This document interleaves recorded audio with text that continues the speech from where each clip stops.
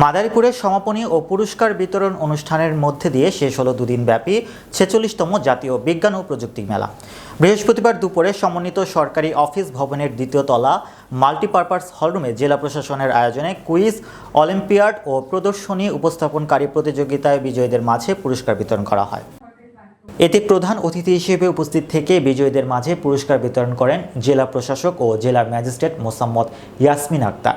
অতিরিক্ত জেলা প্রশাসক ফাতিমা আজরিন তন্নি এর সভাপতিত্বে ও সহকারী কমিশনার নওশিনা আরিফের সঞ্চালনায় বিশেষ অতিথি হিসেবে উপস্থিত ছিলেন স্থানীয় সরকার বিভাগের উপপরিচালক মোহাম্মদ হাবিবুল আলম। এছাড়াও চ্যানেল এস এর মাদারীপুর জেলা প্রতিনিধি প্রণব কুমার সাহা অপূর্ব সহ বিভিন্ন শিক্ষা প্রতিষ্ঠানের প্রধান ও শিক্ষার্থীরা। উল্লেখ্য, জাতীয় বিজ্ঞান ও প্রযুক্তি জাদুঘরের তত্ত্বাবধানে এবং বিজ্ঞান ও প্রযুক্তি মন্ত্রণালয়ের পৃষ্ঠপোষকতায় জেলার ৫ উপজেলার ১৫টি শিক্ষা প্রতিষ্ঠানে ৬টি গ্রুপের মাধ্যমে এই মেলায় অংশগ্রহণ করেন।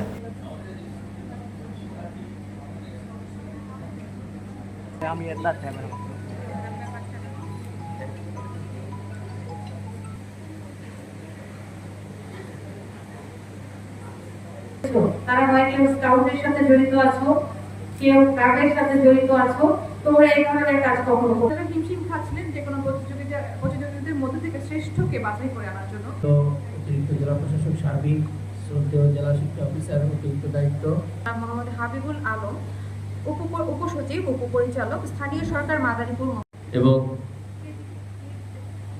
স্নেহের শিক্ষার্থীবৃন্দ, আজকে ৪৬তম জাতীয় বিজ্ঞান মেলায় আমরা অংশগ্রহণ করেছি। আমাদের স্কুল